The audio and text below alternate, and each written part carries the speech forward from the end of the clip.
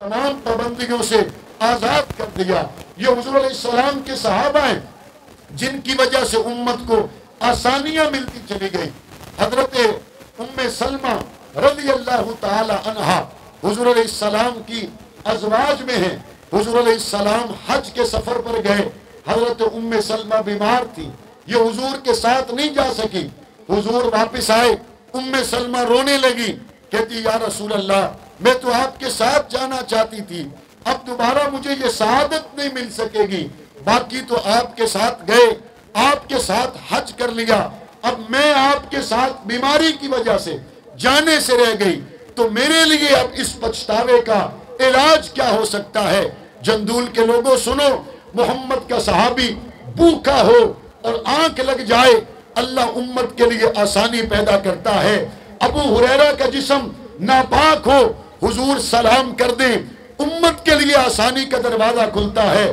میرے نبی کی ازواج، میرے نبی کی زوجہ، مومنوں کی ماں ام سلمہ بیمار ہو، حج کے سفر میں حضور کے ساتھ نہ جا سکے، اور بعد میں جب ام سلمہ کے دل پہ چوٹ پڑے، اب اتنی بڑی نیکی، اتنا بڑا ثواب میں کیسے حاصل کر سکتی ہوں؟ تو میرے نبی نے فرمایا ام سلمہ دل چھوٹا کرنے کی ضرورت نہیں ہے، آئندہ کے بعد رمضان المبارک میں جو شخص بھی عمرہ کرے گا اس کو اللہ وہ ثواب عطا کرے گا جو محمد کے ساتھ حج کرنے کا ثواب ہے۔ یہ ایک صحابیہ کی بیماری ہے اور امت کے لیے کتنا بڑا راستہ کھلا۔ اللہ تعالیٰ نے اس راستے کے ذریعے نہ صرف یہ حضرت ام سلمہ کے دل کے اندر جو تکلیف تھی اس کا علاج کر دیا، بلکہ کروڑوں اربوں مسلمانوں نے رمضان المبارک کے اندر عمرہ کر کے اللہ کے رسول کے فرمان کے مطابق اس اجر اور ثواب کو حاصل کیا ہے جو اللہ تعالیٰ نے اپنے نبی صلی اللہ علیہ وسلم کے ساتھ حج کرنے والوں کو ثواب دیا۔ گویا اعزاز کے طور پر آج امتی کے لیے بھی وہ دروازہ کھل گیا۔ اگر اسی طرح واقعات میں جایا جائے تو بڑے تسلسل کے ساتھ واقعات بیان کیے جا سکتے ہیں۔ یاد رکھیے حضور علیہ السلام کے صحابہ میں اللہ نے تمام مثالیں رکھی ہیں۔ ہمارے نبی معصوم ہیں، بتائیے ہمارے نبی سے کوئی گناہ ہو سکتا ہے؟ ہم معصوم نہیں ہیں، ہم سے تو روز گناہ ہوتے ہیں۔ اللہ نے ہمارے نبی کو بھیجا، لَقَدْ كَانَ لَكُمْ فِي رَسُولِ اللَّهِ أُسْوَةٌ حَسَنَةٌ۔ ہمارے نبی کی زندگی ہمارے لیے نمونہ ہے۔ ہمارے نبی نماز کیسے پڑھتے تھے لوئر دیر کے لوگ پڑھ لیں گے، ہمارے نبی نے روزہ کیسا رکھا جندول کے لوگ رکھیں گے، ہمارے نبی نے نماز کیسے پڑھائی آپ پڑھیں گے، ہمارے نبی نے حج کیسے کیا آپ کریں گے، ہمارے نبی نے عمرہ کیسے کیا آپ کریں گے۔ لیکن میرا نبی تو معصوم ہے، بتائیں اگر جندول میں کسی بندے سے گناہ ہو جائے وہ توبہ کیسے کرے گا؟ چونکہ نبی سے گناہ ہوتا ہی نہیں تو توبہ کا طریقہ امت کو کیسے پتا چلے گا؟ قرآن کہتا ہے لَقَدْ كَانَ لَكُمْ فِي رَسُولِ اللَّهِ أُسْوَةٌ حَسَنَةٌ۔ ہمارے نبی کی زندگی ہمارے لیے نمونہ ہے۔ ہم نے اپنے نبی سے نماز سیکھ لی، حج سیکھ لیا، عمرہ سیکھ لیا، اپنے نبی سے عبادات سیکھ لی، جہاد سیکھ لیا، اپنے نبی سے تمام دین کی باتیں سیکھی۔ لیکن بتائیں اگر ایک بندے سے گناہ ہو جائے، اب توبہ کا طریقہ نبی سے نہیں سیکھا جا سکتا کیونکہ نبی معصوم ہے۔ نبی سے گناہ ہو سکتا؟ نبی سے گناہ ہو سکتا؟ امت کے لیے توبہ کا راستہ کیسے طے ہوگا؟ امت کے لیے توبہ کی اللہ کے رحمت سے جو حصہ ملے گا وہ کیسے ملے گا؟ اللہ نے حضور کے صحابہ سے وہ گناہ کروائے تاکہ صحابہ سے وہ گناہ ہو جانے کے بعد جب ان کی معافی کا طریقہ سامنے آئے تو امت سے جب بھی غلطی ہو تو وہ حضور کے صحابی سے اس غلطی کے ازالے کے طریقے کو سیکھے۔ صحابہ سے جتنی بھی غلطیاں ہوئیں، صحابہ سے جتنی بھی خطائیں ہوئیں، ان تمام خطاؤں کو کروانا اور ان خطاؤں کو بخشنے کا طریقہ ہمارے نبی کے ذریعے اللہ نے امت کو بتلایا تاکہ بعد میں آنے والے لوگ گناہ کرنے کے بعد اگر اللہ کو راضی کرنا چاہیں تو ان کے لیے ماڈل صحابہ کرام ہوں گے۔ اس سے آگے چلیے، میں قرآن مجید کی ایک آیت پڑھنے لگا ہوں۔ نبی ہمارے لیے ماڈل ہیں، لیکن جب قرآن مجید نے کہا کہ ایمان لاؤ تو قرآن نے یہ نہیں کہا جیسے محمد کریم کا ایمان ہے، قرآن نے یہ نہیں کہا جیسے آمنہ کے لال کا ایمان ہے۔ قرآن کہتا ہے فَإِنْ آمَنُوا بِمِثْلِ مَا آمَنْتُمْ بِهِ فَقَدْ اهْتَدَوْا، ایمان لاؤ ایسے جیسے حضور کے صحابہ ایمان لائے۔ کیوں؟ صحابہ غیر معصوم ہیں، نبی معصوم ہیں۔ نبی نے جن لوگوں کی تربیت کی ان کو تربیت کر کے نبی نے ماڈل بنا دیا۔ اب بعد میں آنے والوں کے لیے نمونہ کون ہے؟ کون ہے؟ نمونہ کون ہے؟ مولانا علی شیر حیدری رحمت اللہ علیہ بڑی خوبصورت مثال دے کر سب جاتے تھے۔ آپ کے علاقے میں بھی لوگ بیٹیوں کو جہیز دیتے ہیں یا صرف پنجاب میں دیتے دیتے؟ اچھا، ہم نے تو کہا آپ بچے ہوئے ہوں گے، اس کا مطلب ہے آپ بھی پھنسے ہوئے ہیں۔ ہم دور دور سے آپ کو سوچ کے خوش ہوتے رہتے تھے، آج پتہ چل گیا کہ اس مرض نے ادھر بھی اپنا کام کیا ہے۔ بہرحال جو باپ اپنی بیٹی سے محبت کرتا ہے نا، وہ ساری زندگی اس سوچ میں ہوتا ہے جب میں اپنی بیٹی کو رخصت کروں گا، جہیز میں میں نے اپنی بیٹی کو اس کی ضرورت کی ساری چیزیں دینی ہیں۔ اس کی کوشش ہوتی نہیں ہوتی؟ اپنی بیٹی کے لیے سونا بھی بناتا ہے، چاندی بھی بناتا ہے، اپنی بیٹی کے لیے بستر بھی بناتا ہے، کپڑے بھی بناتا ہے، اپنی بیٹی کے لیے جوتے بھی خریدتا ہے، اپنی بیٹی کے لیے اس کی ضرورت کی ساری چیزیں خریدتا ہے، اور خریدنے کے بعد اس کو ایک پیٹی میں بند کرتا ہے، صندوق میں بند کرتا ہے، بکسے میں بند کرتا ہے، اور پھر اپنی بیٹی کو کیا کہتا ہے؟ کہتا ہے بیٹی میں نے اپنی پوری زندگی کی کمائی اس صندوق کے اندر رکھی ہے، تجھے میں روانہ کر رہا ہوں، نکاح کر کے تجھے دوسرے گھر میں بھیج رہا ہوں، میری بیٹی تجھے کبھی کپڑوں کی ضرورت پڑے پریشان نہ ہونا، میں نے اس صندوق کے اندر تیرے لیے کپڑے بھی رکھے ہیں۔ بیٹی تجھے کبھی کمبل کی ضرورت پڑے پریشان نہ ہونا، اس صندوق کے اندر تیرے لیے کمبل بھی رکھا ہے۔ بیٹی کبھی جوتوں کی ضرورت پڑے پریشان نہ ہونا، اس صندوق کے اندر تیرے لیے جوتے بھی رکھے ہیں۔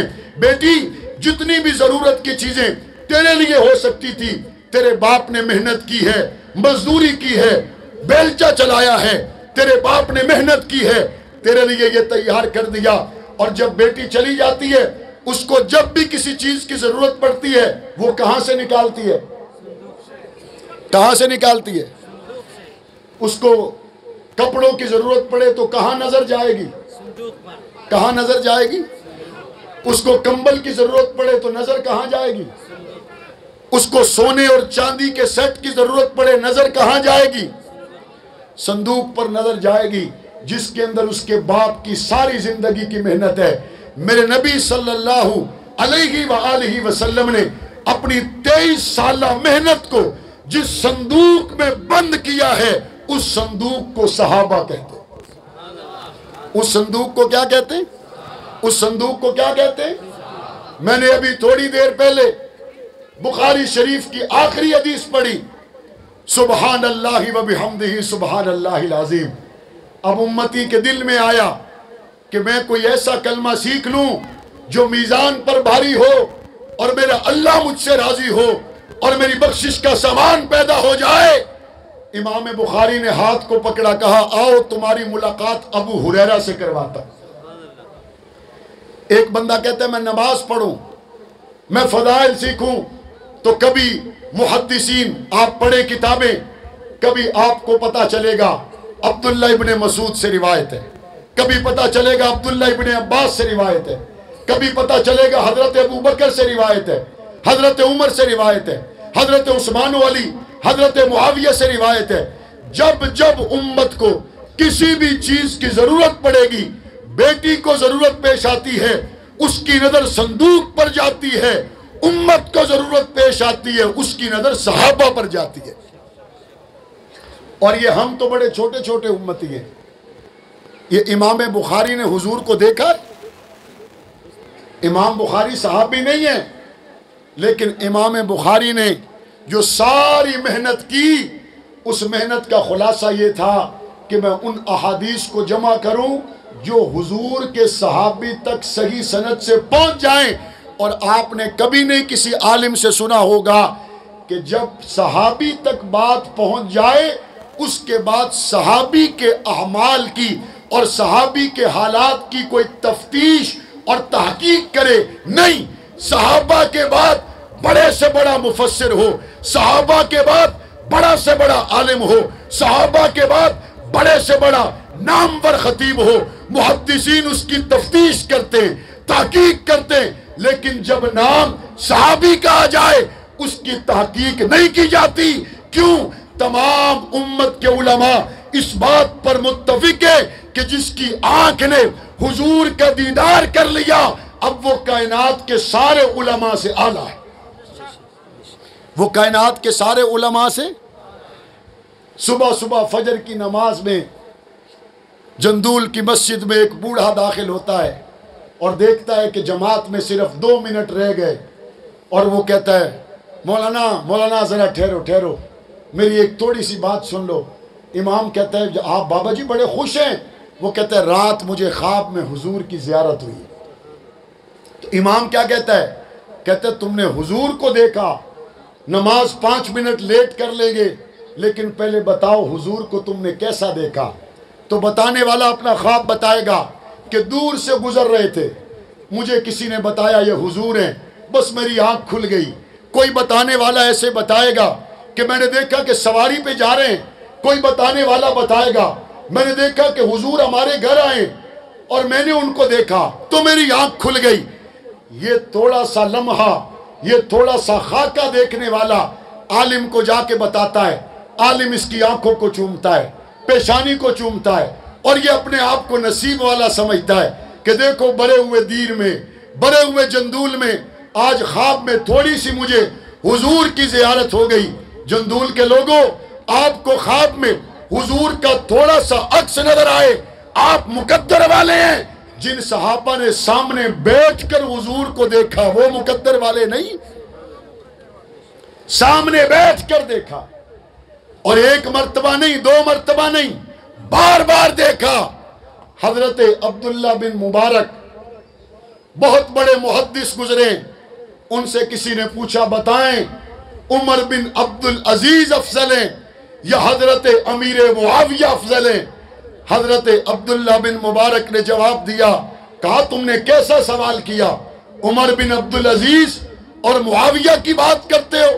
انہوں نے کہا معاویہ اگر ایک گھوڑے پر سوار ہو اور وہ گھوڑا حضور کے لشکر میں میدان جنگ میں جا رہا ہو اور اس گھوڑے کے ناک کے اندر مٹی چلی جائے، معاویہ کے گھوڑے کے ناک میں جانے والی مٹی معاویہ کے گھوڑے کے ناک کے پسینے کی وجہ سے میل بن جائے، عمر بن عبدالعزیز معاویہ کے ناک کے گھوڑے کی میل کا مقابلہ بھی نہیں کر سکتا ہے.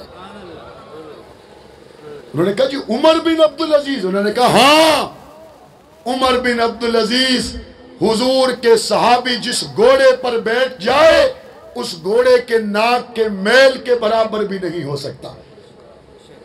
آپ نے سنا ہوگا پیران پیر حضرت عبدالقادر جیلانی رحمت اللہ علیہ، بہت بڑے بزرگ گزرے. یہ ہمارے پنجاب میں 11ویں شریف ان کے نام پر پکائی جاتی ہے. آپ 11ویں بھی پکاتے ہیں یا نہیں پکاتے؟ چلو 2 باتیں میں نے پوچھی تھی، ایک میں آپ پھنس گئے، ایک سے آپ بچ گئے. ایک سے پھنس گئے، ایک سے بچ گئے. حضرت عبدالقادر جیلانی بہت بڑے عالم، تمام سلسلوں کے امام، جن کا آج بھی نام عزت اور احترام سے لیا جاتا ہے. انہوں نے کیا کہا؟ انہوں نے کہا میری پوری زندگی کی عبادتیں ایک طرف، میری پوری زندگی کے مجاہدات ایک طرف، بس میری خواہش یہ ہے میں ایک راستے میں بیٹھوں اور اس راستے سے حضرت معاویہ اپنی سواری پر بیٹھ کر گزر جائیں اور معاویہ کی سواری کے پیروں سے جو مٹی اڑے گی وہ مٹی میرے اوپر پڑ جائے تو میرے جنت میں جانے کے لیے کافی ہے۔ یہ ان لوگوں کی باتیں ہیں جن سے بڑا آج روئے زمین پر عالم کوئی نہیں۔ یہ عبد القادر جیلانی کی باتیں، یہ عبداللہ بن مبارک کی باتیں، جن سے بڑا عالم آج دنیا میں کوئی نہیں۔ آج اگر کوئی شخص کہتا ہے کہ میں صحابہ کے بارے میں اپنی تحقیق کے مطابق یہ رائے رکھتا ہوں، ہم کہتے ہیں بھائی آپ پہلے یہ بتائیں آپ نے زندگی میں کبھی سونا دیکھا ہے؟ کہتے ہاں سونا تو دیکھا ہے۔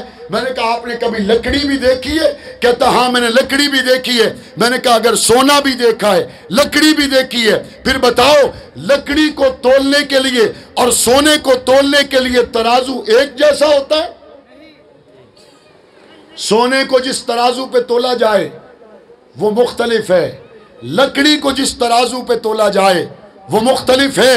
یاد رکھیں، اصول کی بات ذہن میں بٹھا لیں۔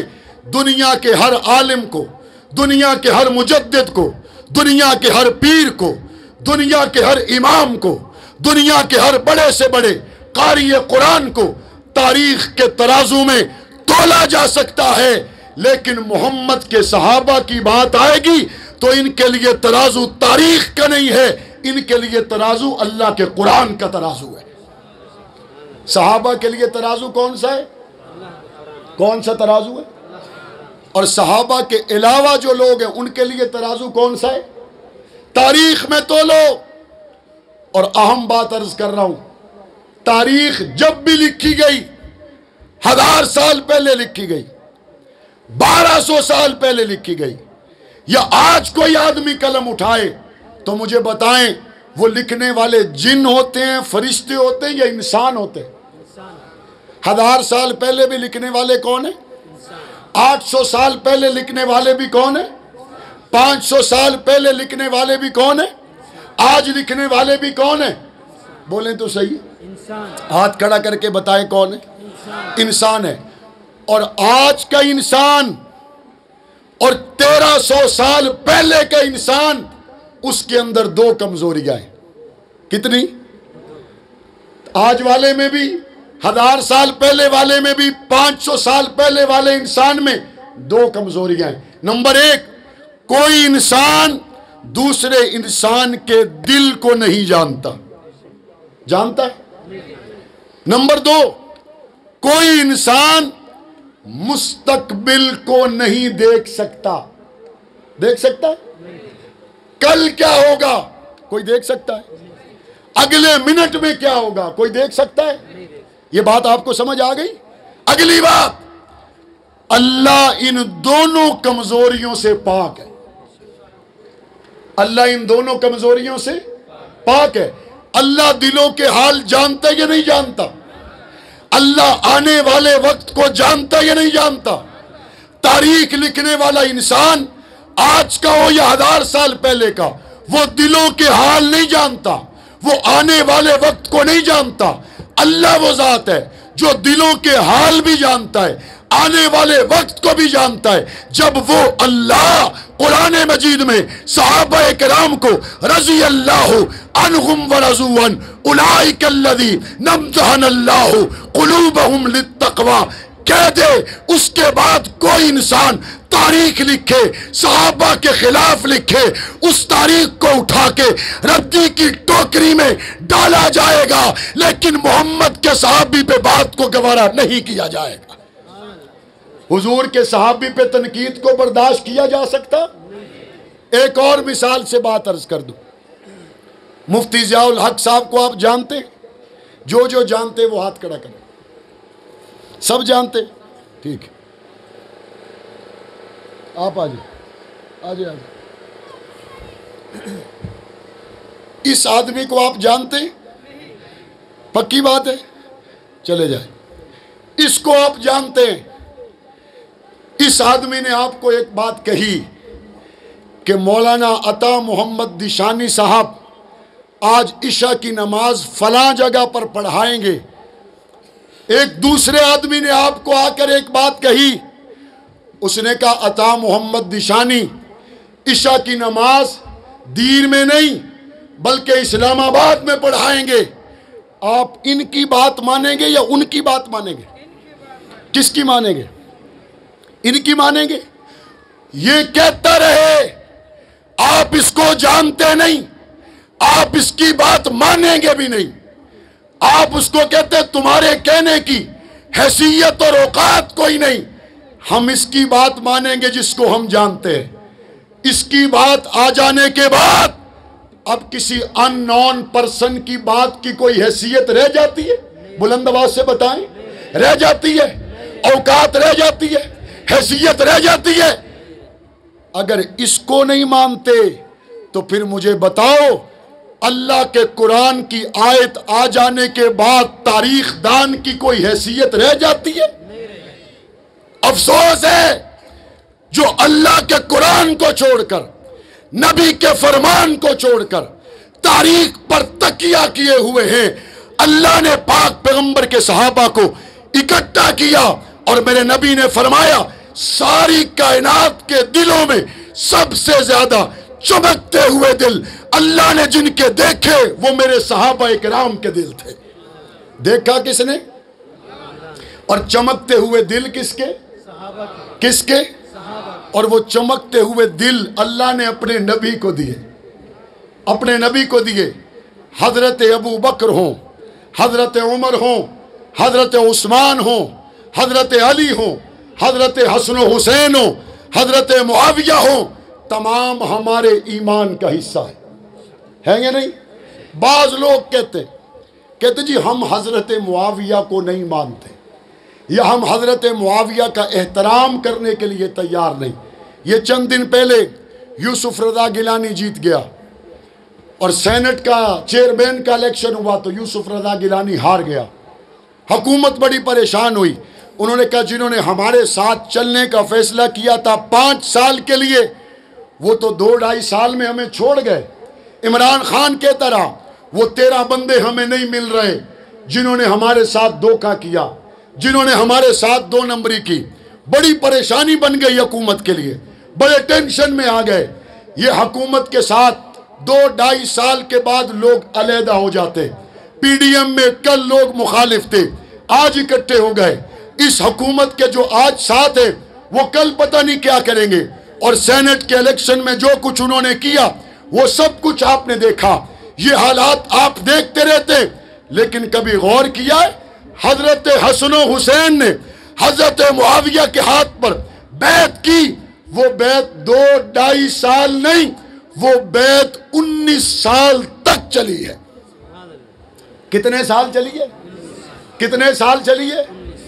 الحسن والحسین سیدہ شباب اہل الجنہ، جب جنتی جوانوں کے سردار زہرا کے بیٹے 1-2-3 سال کے لیے نہیں 19 سال کے لیے حضرت معاویہ کو اپنا امام مانے، تو آج حسن و حسین کے ماننے والے بھی حضرت معاویہ کو امام مانتے یا نہیں مانتے؟ مانتے یا نہیں مانتے؟ اس لیے ہمیں قرآن مجید اور احادیث مبارکہ کے ترازو میں صحابہ کو، اہل بیت کو تولنا چاہیے۔ میں نے گفتگو کا آغاز یہاں سے کیا، اللہ نے صحابہ کرام میں مثالیں قائم کی تاکہ بعد میں آنے والوں کو اس طرح سے چل کر حضور تک پہنچنا آسان ہو۔ اللہ کے حبیب نے اپنے صحابہ کو ستارے فرمایا۔ ستارے کی چمک زیادہ بھی ہوتی ہے، ستارے کی چمک تھوڑی بھی ہوتی ہے، لیکن ہوتے سارے چمکدار ہیں۔ کسی صحابی کا مرتبہ اپنی اپنی جگہ ہوگا، لیکن چمکدار سارے صحابہ ہیں۔ اللہ تعالیٰ نے حضور علیہ السلام کے بعد خلافت کو لائے اور اس کے بعد دنیا کے بادشاہوں کے لیے اللہ نے حضور کے صحابہ میں رول ماڈل بنایا تو حضرت امیر معاویہ کو بنایا۔ صحابہ کرام کے دربار میں قیامت تک آنے والی امت کے لیے اللہ نے سبق رکھ دیے ہیں، لکھ دیے ہیں۔ امت ان کے دروازے پر جاتی رہے گی اور ان سے حضور کے دین کو سیکھتی رہے گی۔ اللہ تعالیٰ دین سیکھنے اور سکھانے والوں کے چہروں کو دنیا اور آخرت میں تر و تازہ رکھے۔ اور ہماری دعا یہ ہے اللہ تعالی ہمیں ہمیشہ اہل حق کے ساتھ، ختم نبوت، صحابہ اور اہل بیت کے مقدس کاز کے ساتھ وابستہ لوگوں کے ساتھ قائم و دائم رکھے۔ وآخر دعوانا ان الحمدللہ رب العالمین، الحمدللہ رب العالمین والعاقبۃ للمتقین والصلاة والسلام علی اشرف الانبیاء والمرسلین وعلی آلہ واصحابہ اجمعین۔ رب کریم ہمارے گناہوں کو معاف فرما، اس امت مسلمہ پہ رحم فرما۔ ہمارے بھائی مولانا ضیاء الحق حیدری صاحب نے ایک خوبصورت چمن سجایا، یہاں قرآن و سنت کے علوم سیکھے سکھائے جا رہے ہیں، رب کریم اسے قبول و منظور فرما۔ اے میرے رب کریم، آپ کی اور آپ کے حبیب کی نظر میں جس طبقے کی سب سے زیادہ عزت اور محبت ہے وہ یتیم ہے، مسکین ہے، ان کی کفالت کے لیے، دیکھ بھال کے لیے ایک خوبصورت نظم قائم کیا، سینکڑوں بچوں کی کفالت کر رہے ہیں۔ اس کی برکت سے اس پورے علاقے پہ خوشحالی پیدا فرما، اس نیک کام کی برکت سے اس پورے علاقے کے لوگوں کے رزق میں، جان میں، مال میں، عزت آبرو ایمان میں برکتیں عطا فرما۔ دنیا میں جتنی بھی مسلمان جماعتیں کام کر رہی ہیں تمام کی حفاظت فرما، مدد اور نصرت فرما۔ صحابہ کرام اہل بیت عظام کے نقش قدم پر چل کر اسلام کے نفاذ کے لیے، غلبہ اسلام کے لیے جد و جہد کرنے کی توفیق عطا فرما۔ شہداء، قائدین، کارکنان کے درجات بلند فرما، آنا بیٹھنا سننا سنانا قبول فرما، بیماروں کو صحت تندرستی عطا فرما، روحانی جسمانی بیماریوں سے ہماری حفاظت فرما۔ اے میرے اللہ، قیامت کے دن حضور کی شفاعت نصیب فرما، صحابہ اہل بیت کے قدموں میں